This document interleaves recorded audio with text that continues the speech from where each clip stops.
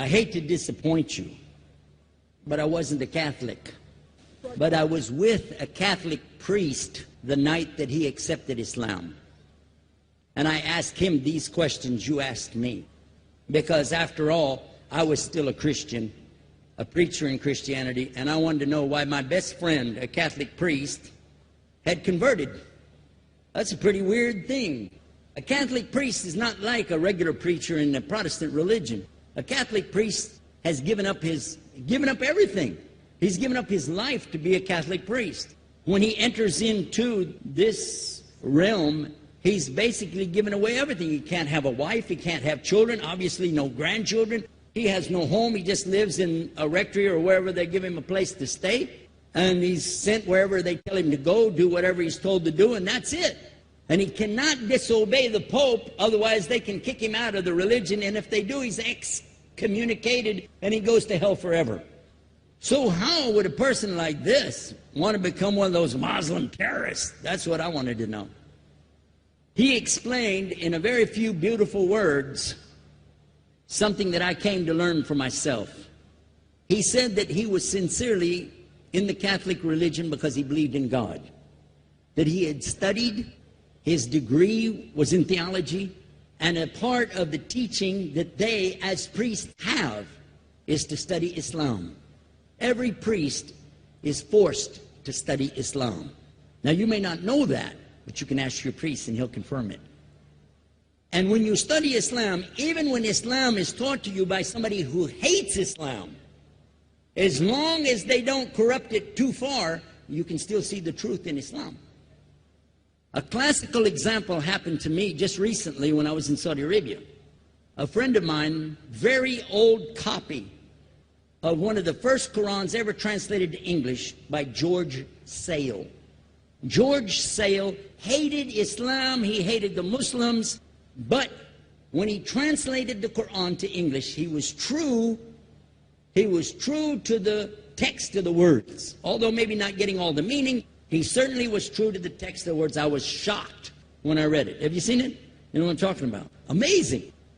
And listen to this. George Bernard Shaw, for instance, is one of many, a long list of people who read this and realized the truth of Islam.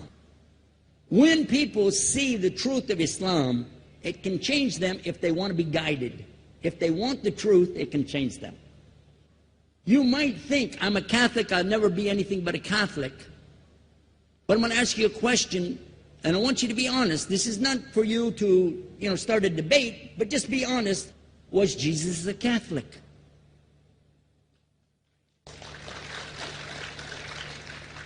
And it's not open to debate, so there's no point in opening that up because you know and I know he wasn't. The Catholic Church was in business about 300 years before Jesus was born.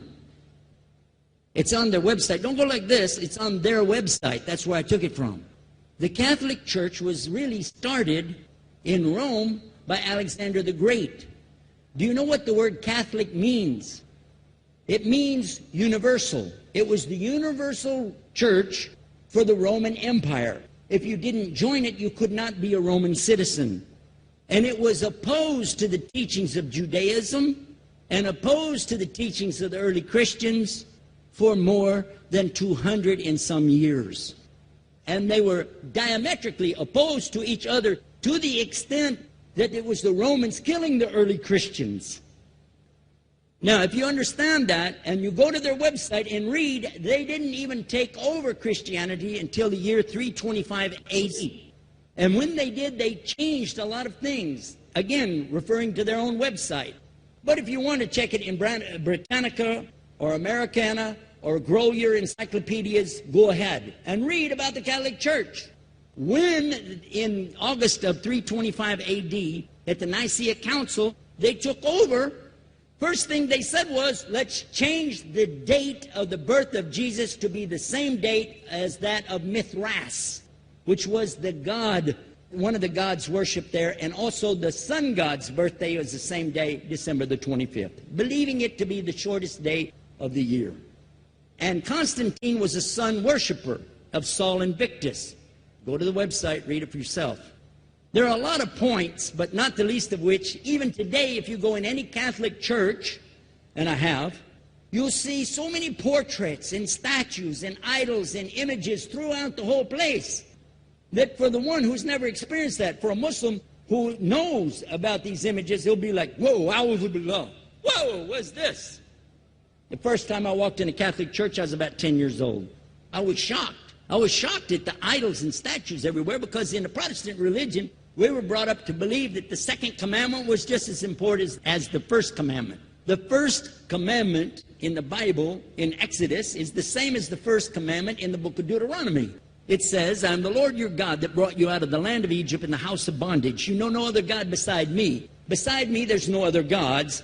Thou shalt not have any other gods beside me. How many in this room agree with that commandment? Raise your hand. You notice the Muslims are raising their hand because it means Ashhadu an la ilaha illallah. That's the first commandment for us as well. The second commandment you have clearly says, thou shalt not make any idol, any graven image of anything that creeps upon the earth, swims in the sea beneath, or flies in the air above. Because if you said God is more than one, where did you get it from? When Jesus is talking to his own companions and they ask him, what's the greatest commandment? Mark 12:29. Clear. The greatest commandment is to know, O Israel, the Lord your God is one God. And you have to love him with all your heart and all your mind and all your strength. And this is no different from what Prophet Muhammad ﷺ was saying the same thing to his people. Same thing I mentioned in the lecture.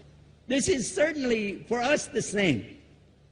So what you see is Muslims practicing the commandments, and you see people claiming the commandments but practicing something else.